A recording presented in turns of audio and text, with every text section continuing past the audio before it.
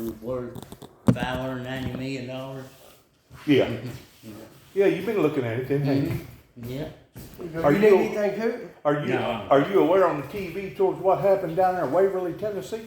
Yeah, well, you sent down pictures and stuff. I didn't know that he sent that. Yeah. Ain't that something? Wind up tearing up about 2/3 of the town. Yeah, yeah. Flood waters coming there like that. Yeah, and what down the Red Lynn stuff that Yeah. sunk in down there? in that Yeah, road? sure did.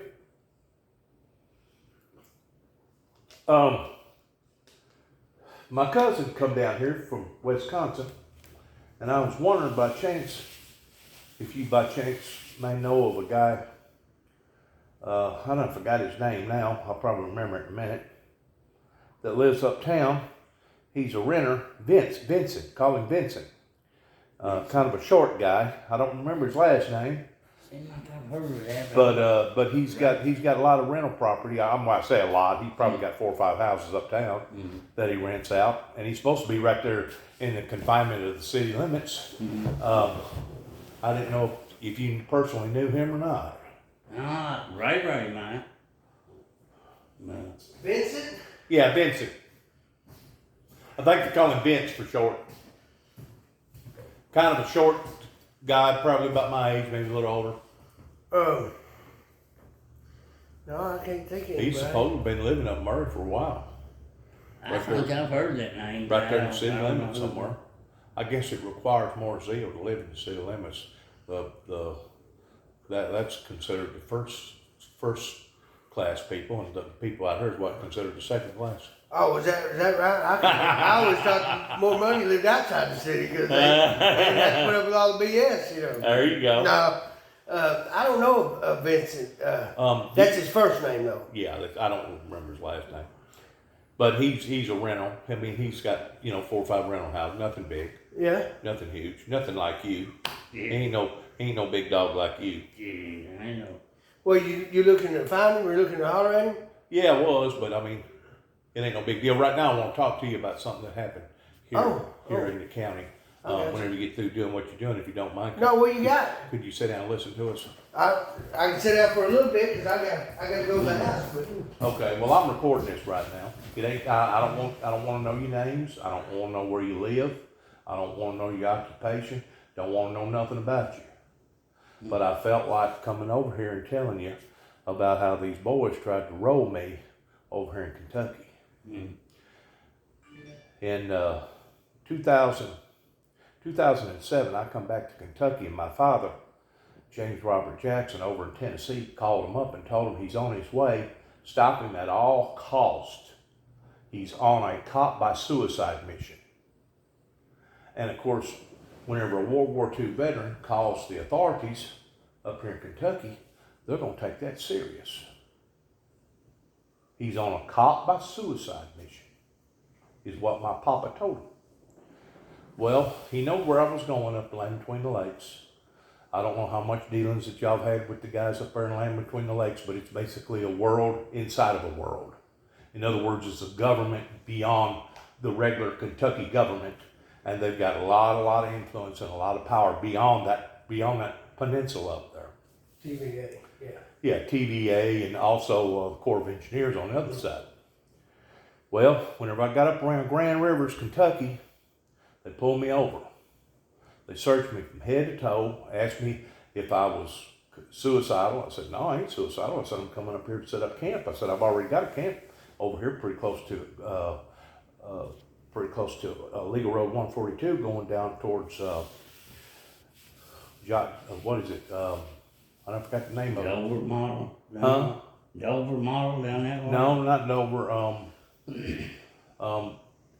Legal Road 142. In other words, you go like you go into Grand Rivers, go past Golden Pond, go like you're going towards Golden Rivers. Sugar Bay.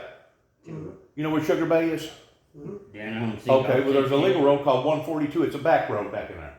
Yeah. I went back in there in 1989 and set up camp whenever Land Between the Lakes was still being operated by TVA.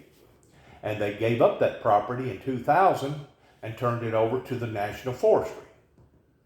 A lot of people don't know that. Well, whenever I went up there in 1989, I set up camp and I stayed and I stayed and I stayed. And in total, I stayed, give or take, about 50 days fasting and praying for a revival and for peace upon to the earth. And whenever I got through doing what I was doing, I took a sword off the altar and placed it into a sword box, locked it up, screwed it up real good, tied it down, and I went on 3 different crusades, going to New York, going up to Washington, D.C. Anyways, whenever I was up there in D.C., I got Homeland Security after me that wound up following me from D.C. back down here to Tennessee, and they wound up confiscating my sword, charging me for a deadly weapon. Took them about 30 minutes to drag it out of the box, because you could see it, but you couldn't touch it, and throwed me into a Looney Tune house for about 2 weeks. I don't know if I was cuckoo. This was in 1989 that I went on three different adventures. First 2 was in Washington State, and the other one was was Washington State and New York. So I was pushing some miles and putting out some material, telling people about God, telling people about the Antichrist, the mark of the beast, one world government, 2 witnesses, etc. Well, now they've confiscated my sword. I can't get my sword back. I'm watching the country deteriorate and go to pieces. So I stand back up again. They knock me back down again. I stand back up again. They knock me back down again.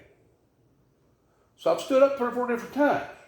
In the meantime, every time they come after me, I hunker down, put basically both wrists over my head until they get through with me. And then after everybody gets away, I pop back up again. I either pop back up on a radio station, pop back up on a TV station. I pop back up again. They don't like me popping up. So in 2007, I go up there, the same site, clean it up real good. This time I got a different sword. The first sword was as dull, you couldn't even cut butter with. But yet now I got charged with a deadly weapon up in Madison County, down around Jackson, Tennessee. Besides that, they basically stole the sword because it was being used as a teaching aid or a prop. I wasn't out swinging at people. But in addition to that, they violated my Constitution over the right to bear arms. It don't say what kind of arms, it says the right to bear arms. That could be a bow and arrow, that could be a slingshot, that could be a sword, that could be a gun. The right to bear arms. I didn't have no felonies. So they violated my Constitution. Well, this time, whenever I go up there, I'm already on the radar screen. There's the dot. Well, they know where I'm at. They know I'm up there. In the meantime, I didn't realize that it had changed ownerships. And now we're dealing with a whole different set of people with a whole different set of rules. And I had no idea because I didn't take time to read the owner's manual. Well, I stayed 23 days, and you're only supposed to stay 21. Son, they come up to my campsite, and they desecrated it. They turned everything upside down. They took pictures, books, valuable items that I had up there, throwed it all on a trailer. I almost whipped my ass. That's how upset that it was. Because they said that I was homesteading. I ain't homesteading. I'm up here doing my thing. I care less about taking a piece of your property. You know what I'm saying? But they got ill with me quick. So they basically run me out of LBL in about 23, 24 days, and I didn't have nowhere to go. So I wound up going over here by Aurora, down below the campsite, down below the state facility over there, in a little place at the time was called Earth Daddy's. Earth Daddy's Campground. You had to drive down 2 or 3 different roads. I think they got a place where they hatch fish and stuff out in there. You know what I'm talking about? It's a hatchery. I think they got something else down in there too. 2 or 3 churches down in there. I had no idea that I was doing this with a bunch of dopeheads at the time. Mm-hmm. So now I'm parked down there. God inspires me to go make up some more literature and start passing out literature from Grand Rivers to Benton, from Benton, going all the way up to Paducah, Kentucky, stopping off at each little bitty community and dropping off a lot of material. Give or take about 200 churches. About the time I got to Paducah, Kentucky, they was laying wait for me. They done run me out of LBL. Now they got me in Paducah. 6, 8, 10, 12 cops pull me over, put me in jail, confiscate my truck, put me in the Paducah, Kentucky jail, and they kept questioning me, sir, do you have intentions of blowing up the dam? I said, no. I said, where in the world did y'all get that idea at? Well, wouldn't you pass out material telling everybody, warning people that there was going to be electrical disturbances? I go, yeah, but that doesn't mean I'm going to create them. Well, when it was all said and done, they wound up taking me to Four River Behavior Center in Mayfield, Kentucky, give or take about 11 or 12 o'clock. Had to wait an hour or two for the doctor. Had the doctor come in there, and she x-rayed me. She asked me all kinds of questions. She said, Mr. Jackson, they've made a mistake with you. She said, they need to let you go. I said, thank you. Well, by this time, it's already 2:30. I got 2 state troopers waiting out in the lobby, thinking, I guess, that I was going to be institutionalized. But instead of being institutionalized, they had to do something with me because there was no charges, no orders from a doctor. So they took me back to Paducah and dropped me off in a cemetery where I got ate by mosquitoes the rest of the night, if you want to call it a night. Sleeping at the head of somebody's headstone. Woke up the next morning, hitchhiked back to, Post 1 or something like that over there at the Kentucky State Trooper office. And I go, I want my vehicle back. Y'all got my automobile. Well, you can't get your automobile. I go, why can't I? I go, you didn't charge me with nothing. I go, I ain't got no orders from doctors. I said, I ain't done nothing wrong. Y'all made a mistake. Well, you just sit down there in the lobby. We'll get back with you in a minute. They're just taking their time. I don't know if he called 2 or 3 people. I don't know who he called. But about 2 hours later, he motions for me to come back up to her desk. He said, well, I got good news, I got bad news. He goes, you can get your vehicle. I go, okay, what's the bad news? He said, you got to come up with $187. I go, do what? I go, y'all stole my vehicle. You confiscated it. I go, it wasn't over drugs. It was over some nonsense where somebody took something out of proportion that I was saying. See, they shut down the Kentucky Dam. They brought in diver dogs. The FBI got involved in that, shut down the whole dam of Grand Rivers going to Benton over there for about 2.5, 3 hours, had it on WPSD, thinking that somebody was going to blow up the dam. I'm serious. Well, when it was all said and done with, I had to pay the $187. Now listen to me. This is what happened to me. I go back to Aurora, back at my campsite. I rented out my campsite for a very decent price. I thought $60 for 30 days. That's $2 a night. Well, that's cheap, especially whenever you got hot water, cold water, and a bathroom. I was basically the only one there. Wasn't but a couple other people down there, some druggies down there. I think those was the people that owned it. But about a week went by, and all of a sudden, I'd done already put on the PJs. I was laying in my little red tent, big enough for barely 2 people to sleep in. And all of a sudden, I look up about 11:30, and I think, my God, am I being invaded by close encounters of the third kind? I seen headlights coming up over here. I seen headlights coming over here. I seen headlights coming up over here, and all these cars around me.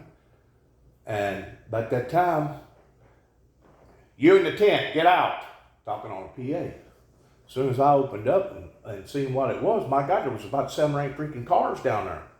There was 2 people down there from TBI. There was 2 people down there from Yalls County. What is this, Caldwell County? Yeah. What county is this? It's Callaway County. Callaway County. I was close.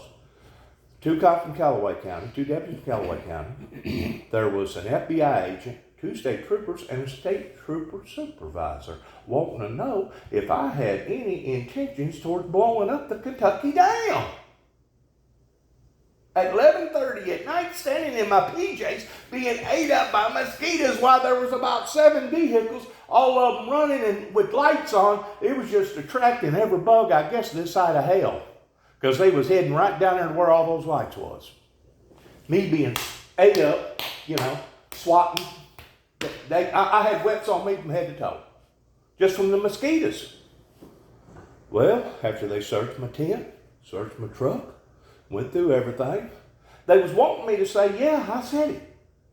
But I know good and well that I hadn't threatened nobody. And where they come up with that information must have been from the devil himself. After about 2 hours of them interrogating me, they left me alone.